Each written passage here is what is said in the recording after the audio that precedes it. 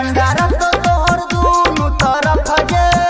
छौरी चोली में लाइले बरफ गे छौरी चोली में लाइले बरफ गे छौरी चोली में लाइले बरफ गे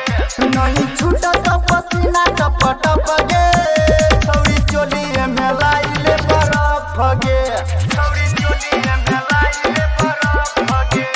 छौरी चोली में लाइले बरफ गे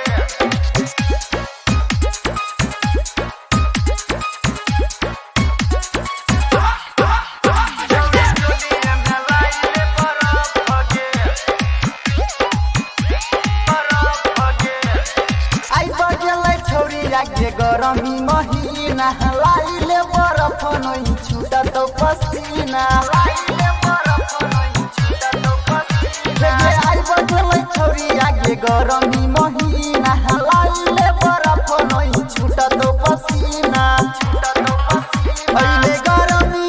ना नहीं छरप गे अहिले गरमी ना नहीं छरप गे अहिले गरमी ना नहीं छरप गे लाइले बरफ गे छौरी चोली में लाइले बरफ गे छौरी चोली में लाइले बरफ गे चोली में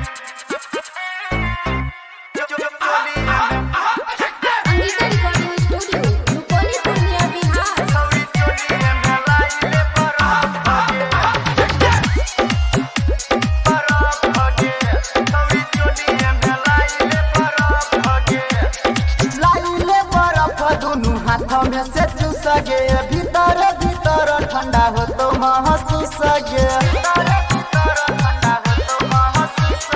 लाइले बरफ दुनू हाथ में से चूस गे भीतर भीतर ठंडा हो तो महसूस गे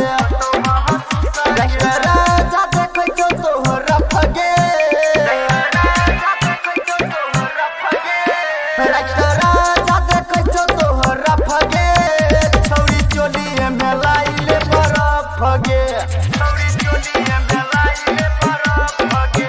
छौरी चोली में लाइले बरफ गे ठंडारा तो तोहर दूनु तरफ गे छौरी चोली में लाइले बरफ गे छौरी चोली में लाइले बरफ गे